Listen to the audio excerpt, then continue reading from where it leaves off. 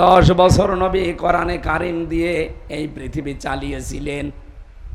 এটা আপনার কাছে রাজনীতি মনে হয়? আপনি কি মানুষ না জানোয়ার?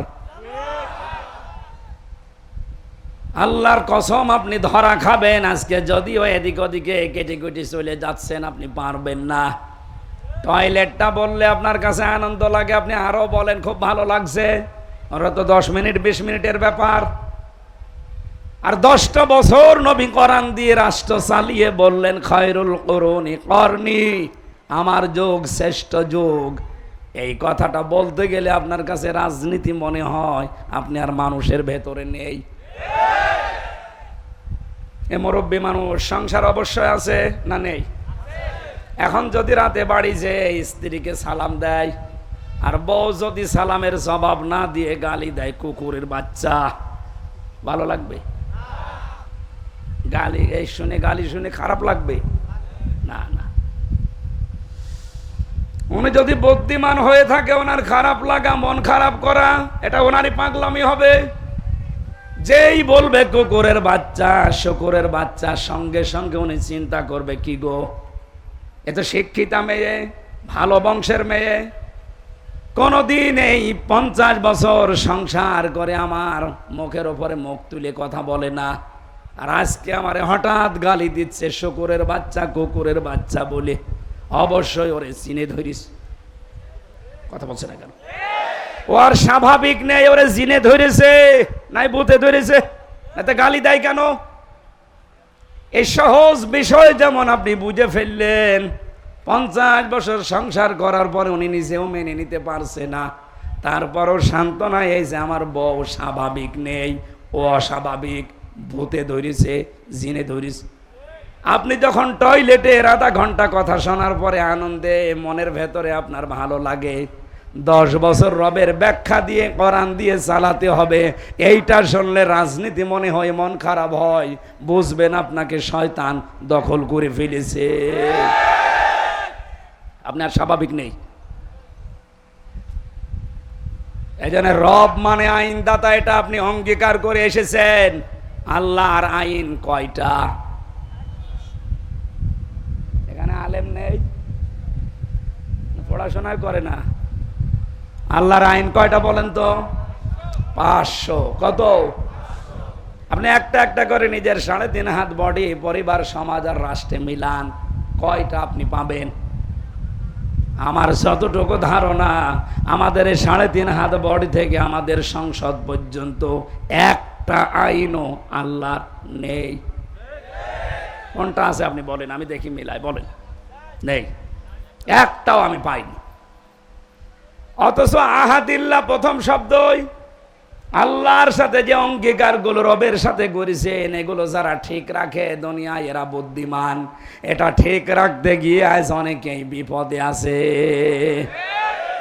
এই কথা ঠিক রাখার জন্যই তো আল্লাহর আইনের কথা বলা হয়। আল্লাহ পাক বলেন ফাযাক্কির বিল কুরআনি মান ইয়াখাফু ওয়াঈদ। So admonish and or by the Holy Quran him who face my threat. হে নবী, কোরআন দিয়ে এই বুদ্ধিমান মানুষগুলোকে সুসংবাদ দেন, সতর্ক করেন যে মানুষগুলোর ভেতরে আল্লাহর ধমকের ভয় আছে। আমরা যত বড় শরীরের অধিকার হই, যতদিন ক্ষমতায় থাকি না কেন, মুসলমান যারা দাবি করছি, অবশ্যই আমাদের ভেতরে আল্লাহর ধমকের ভয় আছে। এই কথা বলেন। এই জন্য আমরা যেহেতু বুদ্ধিমান, আল্লাহর ধমককে আমরা ভয় করি, তার উপদেশ আমাদের কাছে আসবে। আল্লাহ এবার উপদেশ আরম্ভ করছেন। আল্লাহ রাব্বুল আলামিন বলেন, বুদ্ধিমান বিবেক সম্পন্ন মানুষ কারা জানো? যাদের ভেতরে এই গুণগুলো দুনিয়াতে দেখতে পাবে, তারা এই দুনিয়ায় আমি আল্লাহর ভাষায় বুদ্ধিমান। আল্লাযীনা ইউফুনা বিআহদিল্লাহ ওয়া লা ইয়ানকুদুনাল মিসাক। দুইটা কথা পেলাম এই আয়াতে, আপনি নিজের সাথে সব সময় মিলাবেন। 1 নম্বরে যারা আল্লাহকে প্রদত্ত অঙ্গীকার রক্ষা করে, দুই নম্বরে প্রতিজ্ঞা করার পরে যারা ভঙ্গ করে না। এবার আসেন তো এই দুইটা শব্দ নিয়ে আমাদের বাস্তব জীবনে যায়। আল্লাহর সাথে দেওয়া অঙ্গীকার যারা দুনিয়াতে রক্ষা করতে পারবে, আল্লাহর সাথে অঙ্গীকার আমাদের কয়টা? বলেন বলেন। আমার এই কথা শুনতে হলে ভেতরে কিছু থাকা লাগবে। একেবারেই কিচ্ছু জানেন না, বোম্বাস্টিক মার্কা, তাহলে আমারও বোঝাতে সমস্যা হবে। আমরা আল্লাহর সাথে অঙ্গীকার কয়টা? একটা করেছিলাম রূহের জগতে। উনি আমাদেরকে জিজ্ঞাসা করেছিলেন, ওয়াইদ তাআযানা রাব্বুকা, স্মরণ করো ওই সময়ের কথা যখন তোমার রব হযরতে আদমের পৃষ্ঠদেশ থেকে তার যত সন্তান কিয়ামত পর্যন্ত আসবে সবাইকে বের করে সামনে রেখেছিলেন। জিজ্ঞাসা করেছিলেন, আলাস্তু বিরব্বিকুম, আমি কি তোমাদের রব না? যত রূহ আমরা ওই জায়গায় ছিলাম এক বাক্যে বলেছিলাম, ক্বালু বালা, অবশ্যই আপনি আমাদের রব। আমরা কিন্তু ক্বালু নাম বলতে পারতাম যে হ্যাঁ আপনি আমাদের রব, কিন্তু নাম শব্দ না ব্যবহার করে আমরা বালা বলেছিলাম। নাম মানে হা, বালা মানে হা। নাম মানে এমনিতেই হা, আর বালা মানে গ্যারান্টি দিয়ে হা। বলেন সুবহানাল্লাহ। ওই সময় আল্লাহ পাক ডান হাত, কুদরতি হাতকে এভাবে মেলে ধরেছিলেন। এর ভেতরে যত রূহ দেখা গেছে আদমের সন্তানদের, নবীজিকে আল্লাহ হযরতে আদমকে শুনিয়েছেন, আদম এগুলো তোমার সব জান্নাতি সন্তান। বাম হাত এভাবে বের করে যখন মেলে ধরলেন, এখানে যে রূহগুলো ছিল আল্লাহ পাক বলেছিলেন এগুলো তোমার সব জাহান্নামী সন্তান, দুর্ভাগায়েরা। আমাদের এখন প্রশ্ন আসতে পারে, তাহলে দুই হাতের ভেতরে আমরা যে হাতে আছি ওই হাতের ভেতরে যদি থাকতে পারি তাহলে আর ভালো কাজ করেই করব কি আর খারাপ কাজ করেই করব কি? যা লেখা হওয়ার হয়ে গেছে নাকি? এর জবাব দিয়েছেন যারা হাদিস বিশারদ, মুহাদ্দিসিন ইকরাম বলেন, মহান আল্লাহ যে হাতগুলো দেখিয়েছেন ওই দিন আমাদের কাছ থেকে জবাব নেওয়ার পর, যে আদম তোমার এই সন্তানগুলো জান্নাতি, এই সন্তানগুলো জাহান্নামী, কিয়ামত পর্যন্ত পৃথিবীর ময়দানে আমি এদেরকে পাঠাবো, তার ভেতরে আমরা আছি। জবাব হচ্ছে এইটাই, যাদেরকে আল্লাহ ডান হাত থেকে বের করেছিলেন কিয়ামত পর্যন্ত ওরা আসবে দুনিয়ায়, ওদেরকে দিয়ে আল্লাহ জান্নাতে যাওয়ার কাজগুলো করিয়ে নেবেন। রাত 3:30টার সময় ঘুমিয়েছে, 4:30টার সময় আজান দিচ্ছে ফজরের, মাত্র 45-50 মিনিট ঘুম হওয়ার পরে স্ত্রী ডাক দিচ্ছে, তাড়াতাড়ি করে ওঠো, ফজরের নামাজের সময় হয়ে গেছে। ও তাড়াতাড়ি উঠে নামাজ পড়তে পারলে ওর কাছে আনন্দ লাগে। এক কথা বলেন না কেন? ঠিক আর একটা লোক রাত 9টার সময় ঘুমিয়েছে, রাত 4:30টার সময় আপনি তারে ডাক দিচ্ছেন, 8-9টা ঘন্টা মরণের ঘুম ঘুমিয়েছে, ফজরের নামাজে ডাক দিলে এখনো পর্যন্ত বলে আমার ঘুম হয়নি, ডিস্টার্ব করলি কেন? আপনি ধরে নিতে পারেন আপনি আছেন ডান হাতে আর ওই লোকটা আছে ওই বাম হাতে। আপনাকে আল্লাহ ভালো কাজ করাবে যদি ওই ডান হাতের ভেতরে থাকেন, আপনার মন মানসিকতা ভাবে পয়দা করে দেবে। লা ইয়াস্তাউই আসহাবুন নারি ওয়া আসহাবুল জান্নাহ, আসহাবুল জান্নাতি হুমুল ফাইজুন। হে নবী, যেই মানুষগুলো জান্নাতি আর যারা জাহান্নামী এরা কখনো সমান হবে না, এদের রাস্তায় আলাদা। আপনি কখনো তাদেরকে এক রাস্তায় চলতে দেখবেন না, এদের দুনিয়ার জীবনটাই পুরো আলাদা জীবনে চলবে। আজকে আসার সময় ফ্যান্টাসি কিংডম দেখাচ্ছিল এখানকার একজন, আর আমারে বলছে এখানে এমন কোনো কাজ নেই যেটা বৈধভাবে হয় না। ওখানে কাজ তো সব বৈধভাবে হচ্ছে নাকি? ওখানে আপনি এরকম মানুষকে নিয়ে যেতে পারবেন পিটিয়েও? পারবেন না। ওখানে যাওয়ার মানুষে দুনিয়ায় আলাদা, আর ওখানে যারা যায় ওদেরকে আপনি মসজিদে, মাদ্রাসা, ঈদগায় পাবেন না। এখানে আসলে ওদের শরীরে জ্বালা ধরবে, আর এই চরিত্রের মানুষগুলো ওই জায়গায় গেলে এদের শরীর খারাপ হবে। বিশ্ব নবী মোহাম্মদ রাসূলুল্লাহর বয়স এই যে এই বয়সের 8-9 বছর, ওনাকে একটা মেলায় নিয়ে গিয়েছিল বন্ধুরা। আল্লাহর নবীকে উকাস মেলায়, এই মেলাতে নিয়ে যাওয়ার পরেই তিনি সঙ্গে সঙ্গে অজ্ঞান হয়ে গেছেন। ওখানে যে ঘুম তিনি দিয়েছেন, ঘুমের ভেতরে তারপর আর রাত চলে গেছে। সূর্যের আলো যখন সকালবেলা তার মুখের ওপরে পড়েছে, নবীজি টের পেয়ে দেখলেন আশপাশে কেউ নেই। ওরা গান বাজনা, মেলা যা করার আনন্দ ফুর্তি করে সবাই বিদায় নিয়ে চলে গেছে। পুরাটা সময় বিশ্ব নবীকে আল্লাহ জাহান্নামী কাজ থেকে বাঁচিয়ে রেখেছেন। আপনি যদি সত্যি হযরতে আদম আলাইহিস সালামের এই সন্তানদের আল্লাহর ডান হাতের ভেতরে পড়ে যান, এমন ভালো ভালো কাজের আঞ্জাম আপনাকে মরণের আগ পর্যন্ত আল্লাহ দেওয়াতেই থাকবে। হ্যাঁ, এখানে কিছু নিয়ম নীতি আছে। আপনাকে এই ভালো ভালো কাজ পাওয়ার পরে শুকরিয়া আদায় করা লাগবে আল্লাহর। লাইন শাকারতুম লাযিদান্নাকুম ওয়া লাইন কাফারতুম ইন্না আযাবি লাশাদীদ। যদি আমার নিয়ামতের শুকরিয়া আদায় করো, আমি আল্লাহ ওইটা বাড়িয়ে দেব। নিয়ামতের শুকরিয়া আদায় আমরা বাংলাদেশের মানুষ একটা বুঝি কি, সেটা টুটি পর্যন্ত খাবারের পর একটা ঢেকর তুলে বলে আলহামদুলিল্লাহ, হয়ে গেল না। কেউ যদি কোনো নিয়ামত পাওয়ার পরে শুকরিয়া আদায় করে, ওকে 3টা বিষয় লক্ষ্য রাখা লাগবে। উনি যে কাউন্সিলর, আমি যে এখানকার প্রধান বক্তা, উনি যে প্রধান অতিথি, প্রত্যেকটা বিষয় আমার আল্লাহ বলেন ভালো হোক আর মন্দ হোক, প্রতিটি জিনিস আমার বান্দা বান্দীদের জন্য পরীক্ষা। সূরা ফজরের ভেতরে আল্লাহ এই তথ্যগুলো দিয়েছেন। ফাম্মাল ইনসানু ইযা মাবতালাহু রাব্বুহু ফাকরামাহু ওয়া না'আমাহু ফায়াকুলু রাব্বি আকরামান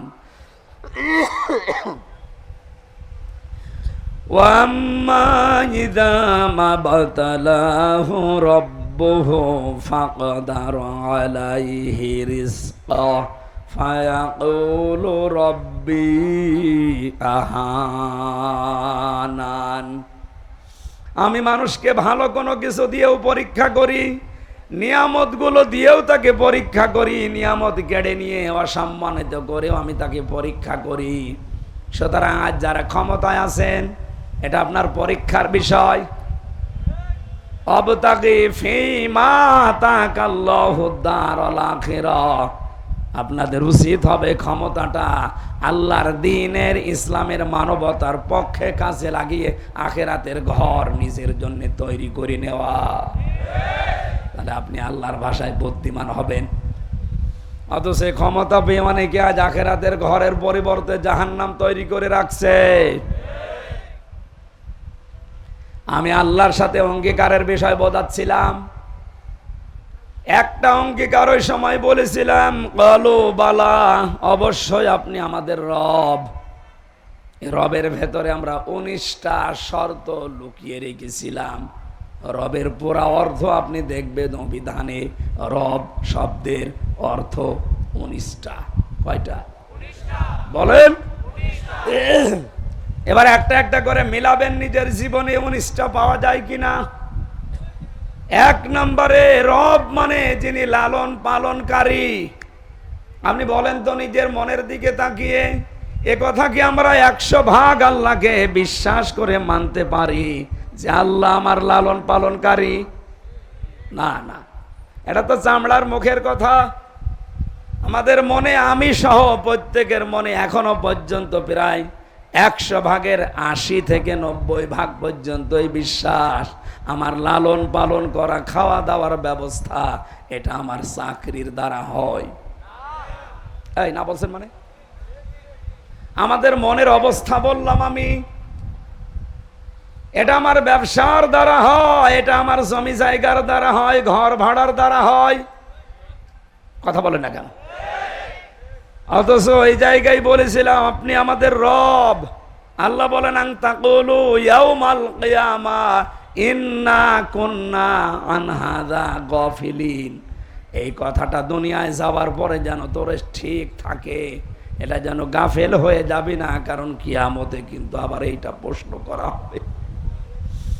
গাজীপুরবাসী আল্লাহর সাথে অঙ্গীকারের প্রথম যেটা আমি দেখছি, এটা আমরা ফেল করে ফেলেছি।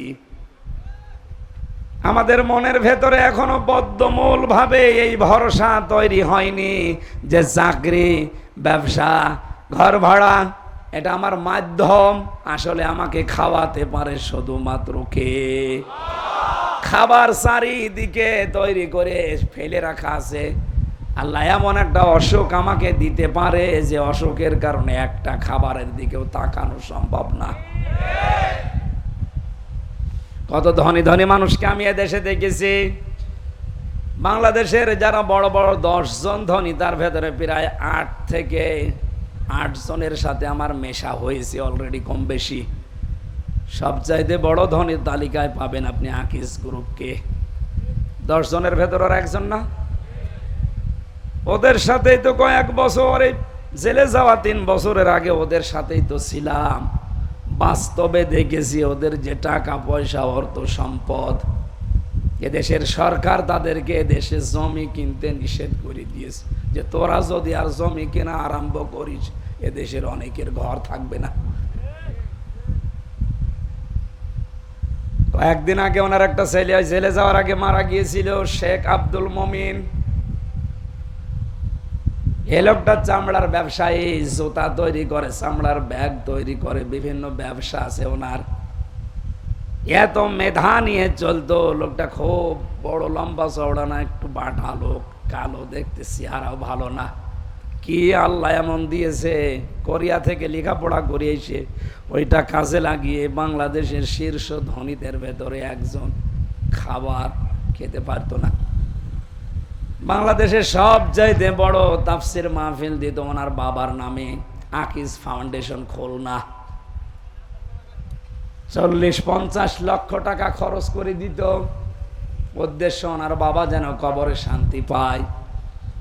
যারা আলোচক হয়েছে তো ওখানে আমি সহ, মৌলানা মিজানুর রহমান আজহারি, মৌলানা তারেক মনোয়ার ভাই সহ যারাই গিয়েছি, এই সিরাজগঞ্জের এখান থেকে মাছ কিনে নিয়ে যেত, টাটকা মাছ, আলেমদের খাওয়াবে, নিজে খেতে পারতো না। এই চাতে গলা উঠবে না ভাই।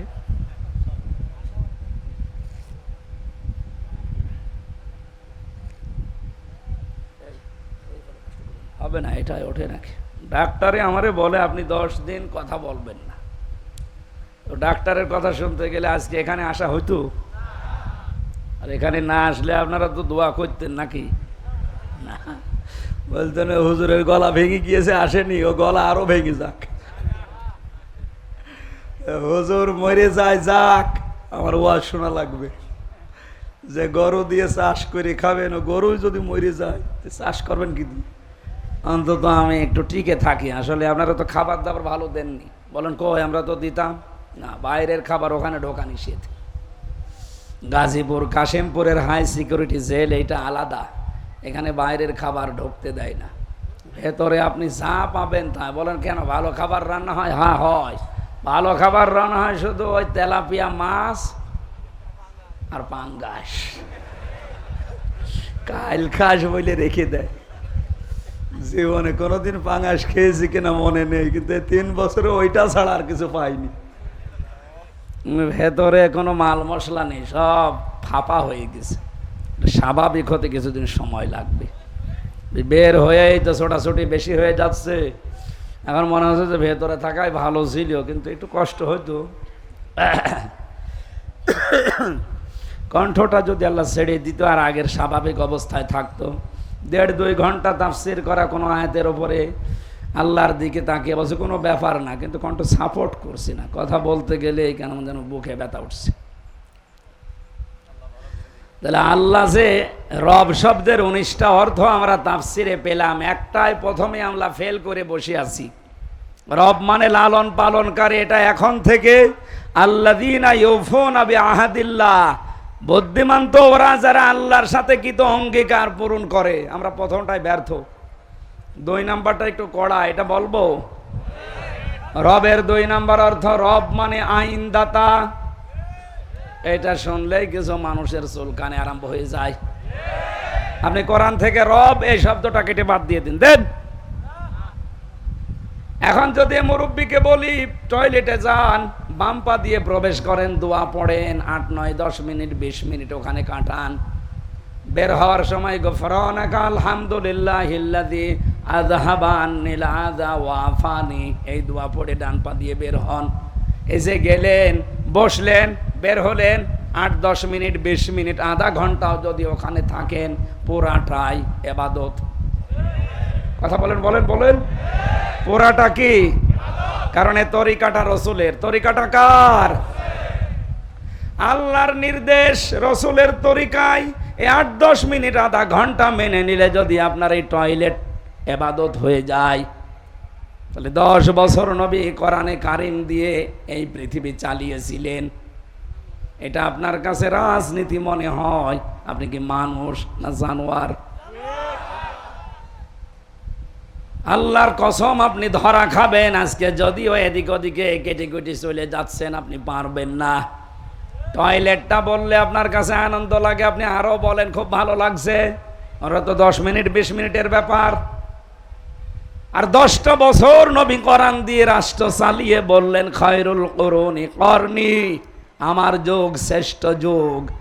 এই কথাটা বলতে গেলে আপনার কাছে রাজনীতি মনে হয়, আপনি আর মানুষের ভেতরে নেই। এ মুরব্বী মানুষ, সংসার অবশ্যই আছে না নেই? এখন যদি রাতে বাড়ি যে স্ত্রীকে সালাম দেয়, আর বউ যদি সালামের জবাব না দিয়ে গালি দেয়, কুকুরের বাচ্চা, ভালো লাগবে? গালি এই শুনে, গালি শুনে খারাপ লাগবে? না না। উনি যদি বুদ্ধিমান হয়ে থাকে, ওনার খারাপ লাগা, মন খারাপ করা, এটা ওনারই পাগলামি হবে।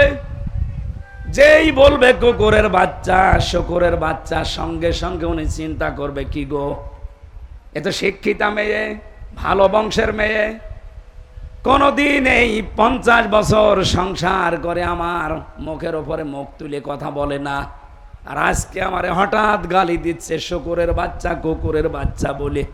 অবশ্যই ওরে চিনে ধরিস। কথা বলছে না কেন? ওর স্বাভাবিক নেই, ওরে জিনে ধরেছে, নাই ভূতে ধরেছে, এতে গালি দেয় কেন? এই সহজ বিষয় যেমন আপনি বুঝে ফেললেন, 50 বছর সংসার করার পরে উনি নিজেও মেনে নিতে পারছে না, তারপরও সান্ত্বনা এই যে আমার বউ স্বাভাবিক নেই, ও অস্বাভাবিক, ভূতে ধরেছে, জিনে ধরেছে। আপনি যখন টয়লেটে আধা ঘন্টা কথা শোনার পরে আনন্দে মনের ভেতরে আপনার ভালো লাগে, 10 বছর রবের ব্যাখ্যা দিয়ে কোরআন দিয়ে চালাতে হবে, এইটা শুনলে রাজনীতি মনে হয়, মন খারাপ হয়, বুঝবেন আপনাকে শয়তান দখল করে ফেলেছে, আপনি আর স্বাভাবিক নেই। এজন্য রব মানে আইনদাতা, এটা আপনি অঙ্গীকার করে এসেছেন। আল্লাহর আইন কয়টা? এখানে আলেম নেই, পড়াশোনা করে না। আল্লাহর আইন কয়টা বলেন তো? 500। কত? আপনি একটা একটা করে নিজের 3.5 হাত বডি, পরিবার, সমাজ আর রাষ্ট্রে মিলান, কয়টা আপনি পাবেন? আমার যতটুকু ধারণা, আমাদের এই 3.5 হাত বডি থেকে আমাদের সংসদ পর্যন্ত একটা আইনও আল্লাহর নেই। কোনটা আছে আপনি বলেন, আমি দেখি মিলাই, বলেন। নেই, একটাও আমি পাইনি। অথচ আহাদিল্লাহ প্রথম শব্দই আল্লাহর সাথে যে অঙ্গীকারগুলো রবের সাথে করেছেন, এগুলো যারা ঠিক রাখে দুনিয়ায় এরা বুদ্ধিমান। এটা ঠিক রাখতে গিয়ে আজ অনেকেই বিপদে আছে। এই কথা ঠিক রাখার জন্যই তো আল্লাহর আইনের কথা বলা হয়। আল্লাহ লালন পালন করি, এই বিশ্বাসটা জন্ম দেওয়া হয় যে দুনিয়ার সব কিছু থেকে মুখ ফিরিয়ে আল্লাহ লালন পালন করতে পারে, বিশ্বাস তৈরি করেন। রবের 3 নাম্বার অর্থ, রব মানে যিনি চাওয়ার আগে জিনিস দিতে পারেন। মায়ের পেটের ভেতরে বাবার স্ফলিঙ্গ দিয়ে দ্রুত গতিতে যে পানিটা বের হয়ে যায়, বিজ্ঞান জানিয়েছে এটা মায়ের রেহেম পর্যন্ত যেতে যতগুলো ধাক্কা লাগে 40,000 মানুষ 1 ফোঁটা বীর্য দিয়ে তৈরি হওয়া সম্ভব। কিন্তু জরায়ুর দেওয়ালের সাথে ধাক্কা লেগে ওই পর্যন্ত যে রেহেম পর্যন্ত পৌঁছাতে পারে না, অনেকে পথের ভেতরেই মারা যায়, পড়ে যায়। ওখানে হয়তো শুধু হামজা গেছে আর হামজার ওই বোনটা গেছে, বাকি আর কেউ যেতে পারে নাই। অথচ আমার বাবার ওই 2 ফোঁটা বীর্য দিয়ে 80,000 হামজা বানানো সম্ভব ছিল। আমাকে আল্লাহ ওখানে নিয়ে যাওয়ার পরে 40-40-40-40-এ পাল্টাতে থাকেন। 6 মাস বয়স হয়ে যাওয়ার পরে আমার খাবারের প্রয়োজন দেখা দেয়। বিজ্ঞান জানিয়েছে, আয়াতটা গবেষণা করে, ফালিয়ানজুরিল ইনসানু মিম্মা খুলিকা মিম্মা দাফিক ইয়াখরুজু মিন বাইনিস সুলবি ওয়াত তারাইব। এই যে সলবন, এটা 1 বচন, তারাইব বহু বচন। সলবন বলা হয় ছেলেদের লজ্জাস্থান, আর তারাইব বলা হয় মেয়েদের লজ্জাস্থান। ছেলেদের ক্ষেত্রে আল্লাহ 1 বচন দিলেন, মেয়েদের ক্ষেত্রে আল্লাহ বহু বচন দিয়েছেন। আমার প্রশ্ন এটা, সন্তান জন্ম দিতে বাবার কোনো ভূমিকা নেই? আমার মনে হয় আলোচনা একটু উপরের হয়ে যাচ্ছে, আপনারা বুঝতেছেন?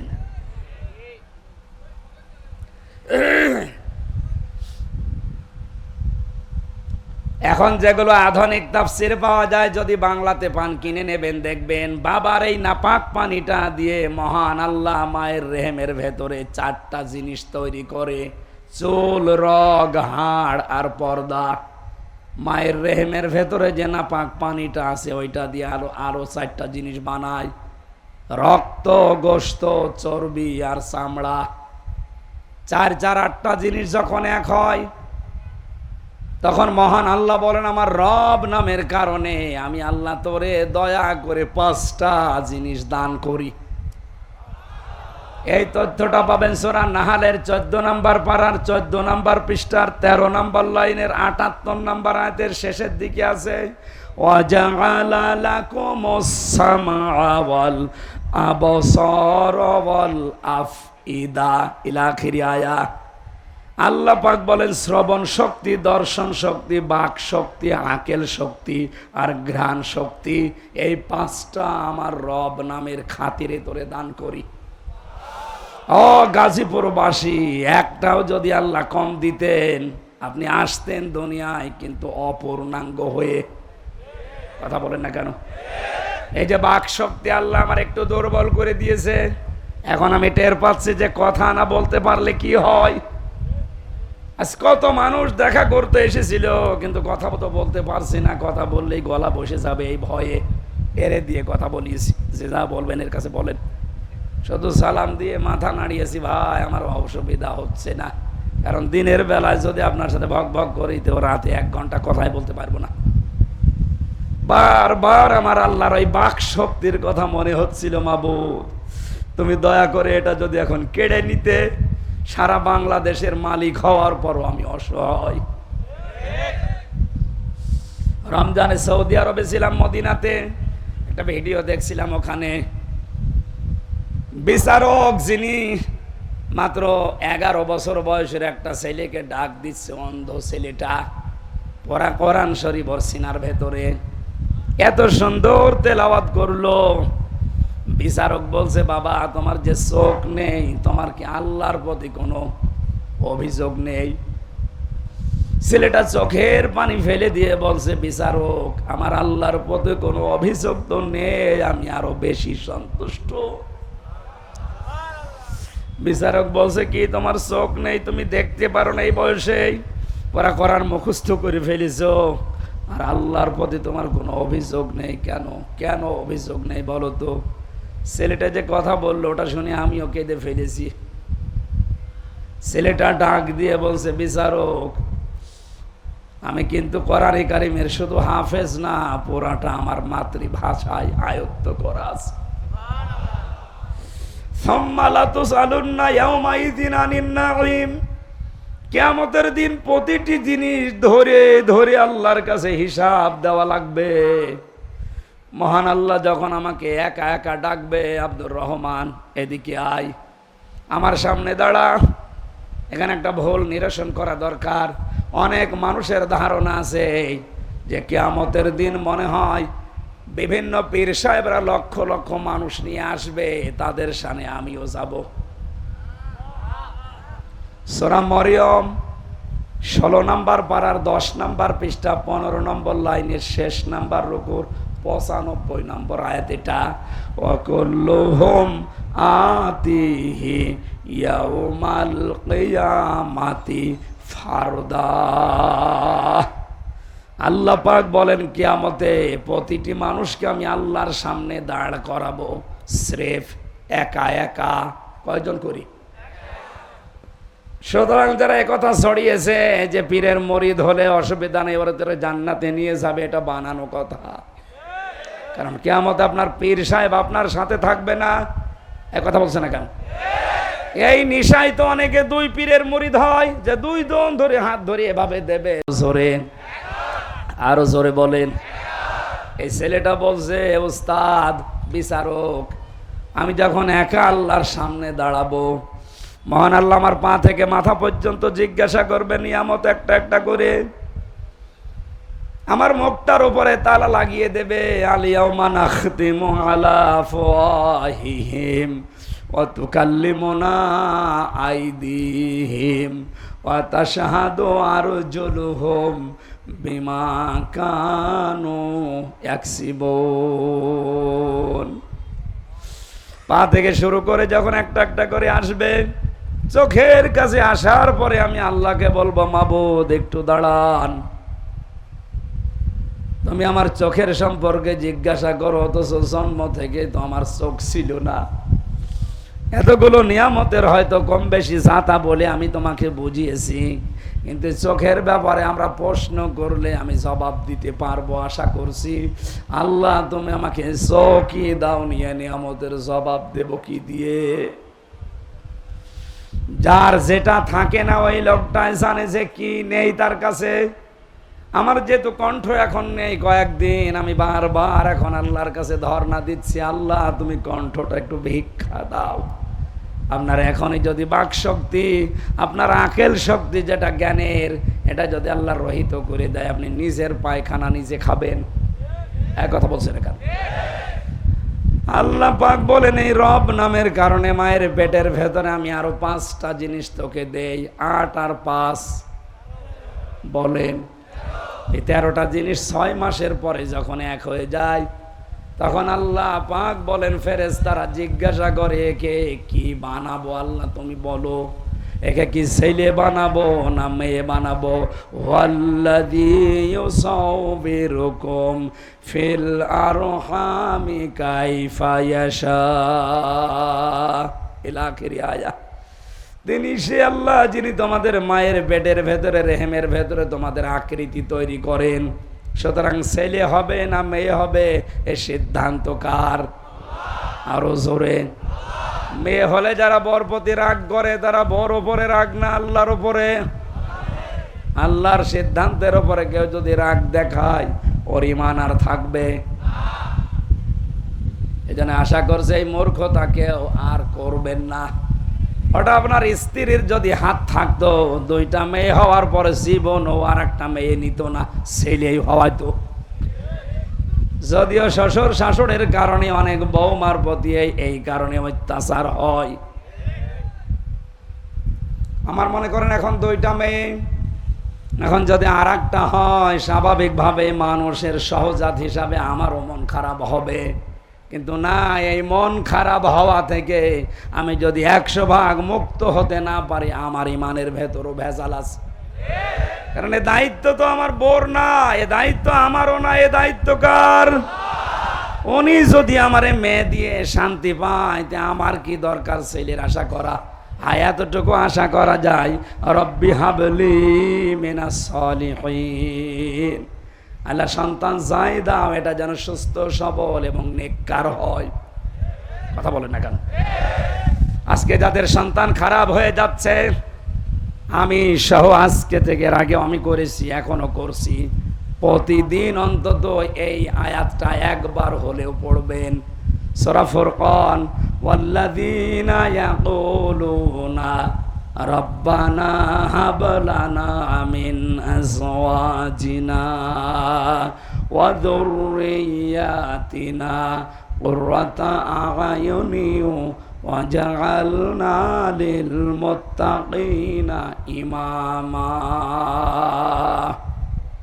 বিয়ে যারা করেননি এবং যারা করবেন, যাদের সন্তানাদি হচ্ছে হবে, এই আয়াতটার ভেতরে আল্লাহ গুরুত্বপূর্ণ 3টা জিনিস লুকিয়ে রেখেছেন। আল্লাহর কাছে মন থেকে মানুষ কথা বলে, আল্লাহ তুমি আমাকে বউ দাও। কি দাও? শুধু বউ না, আমাকে সন্তান দাও।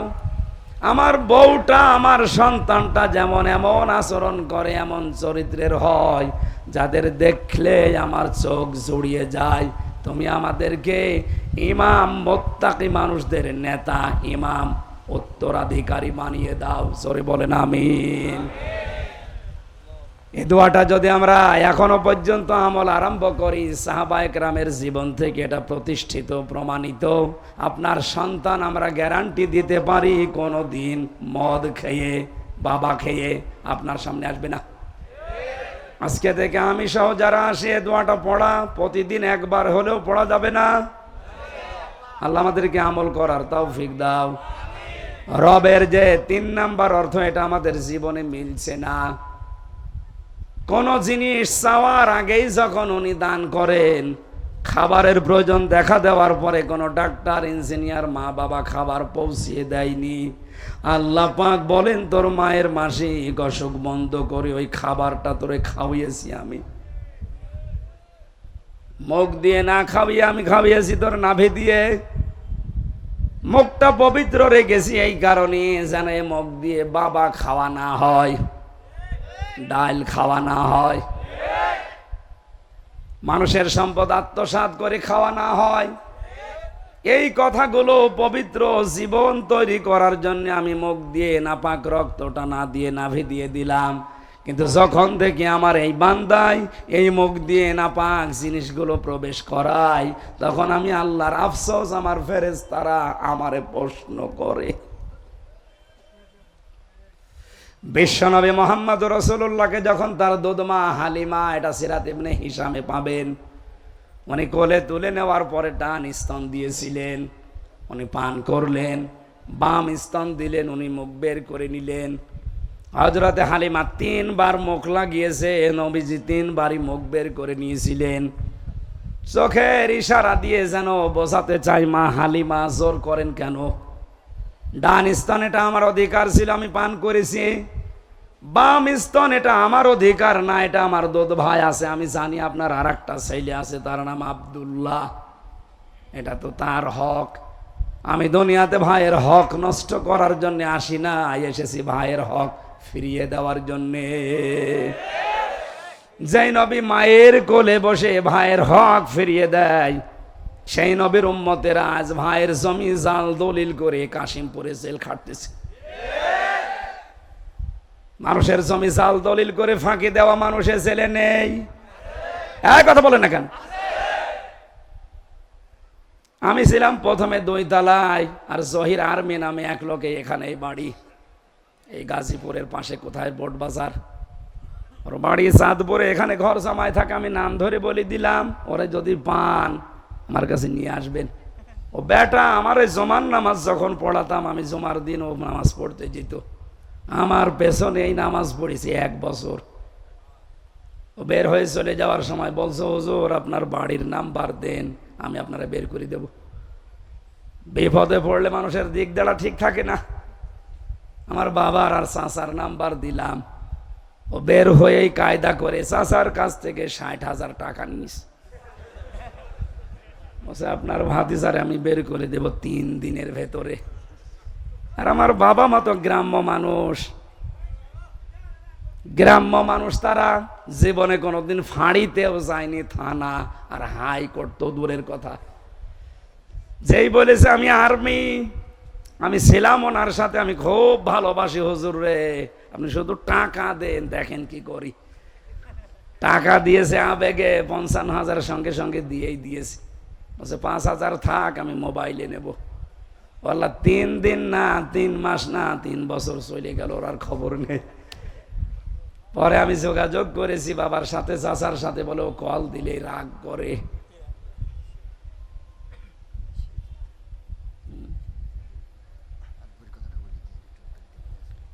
বেশি হয়ে যাচ্ছে সময়, আসলে আমার কণ্ঠ পারছে না, এই জন্য মনে হয়।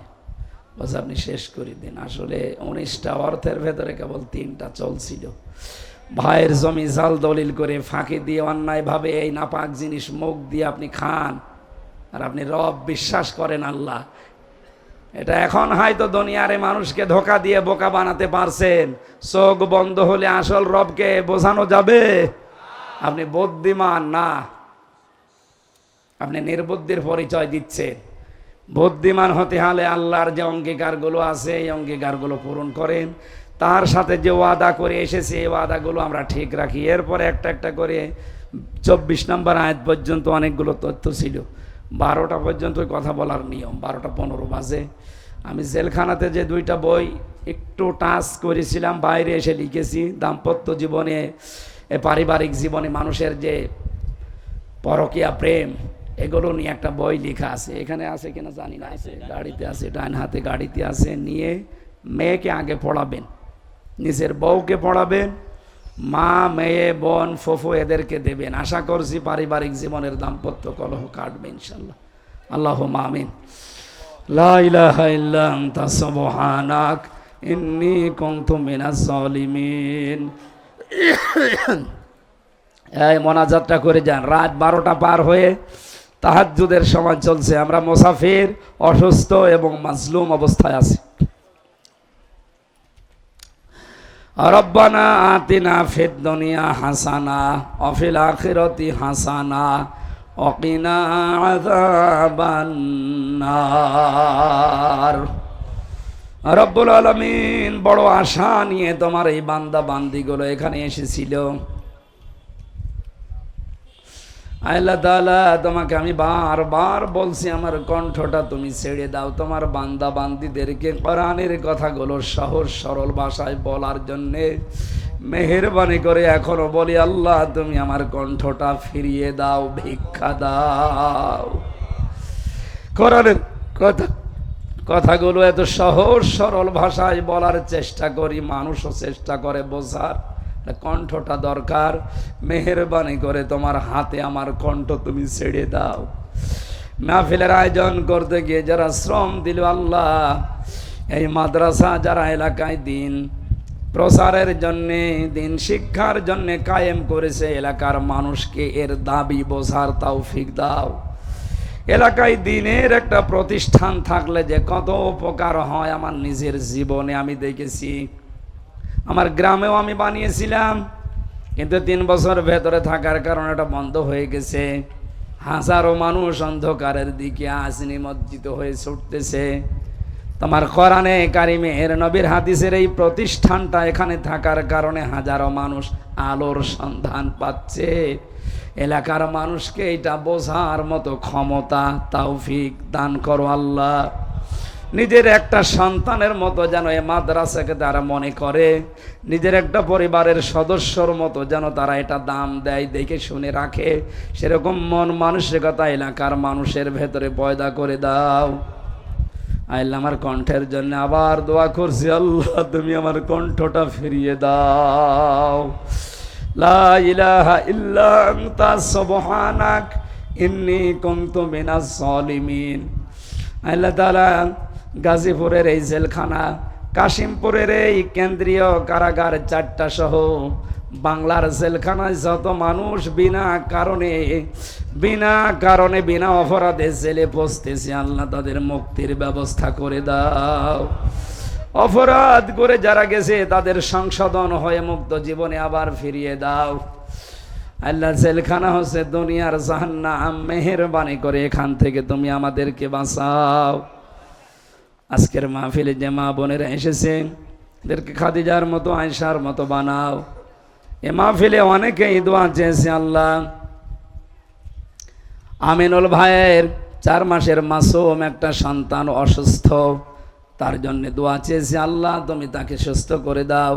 প্রধান অতিথি দবির সরকার তার মরহুম বাবার জন্য দোয়া চেয়েছে, তিনি সন্তানের ওসিলায় হলেও বাবাকে ক্ষমা করে দাও। আমার বাম পাশে মুরব্বী বসা, এ মুরব্বী সহ যত মুরব্বীরা হাত তুলেছে আবু বকরের মতো বানিয়ে দাও। বারাকাল্লাহু লানা ওয়া লাকুম ফিল কোরআনিল আযীম। কখন কার ডাক চলে আসে জানি না।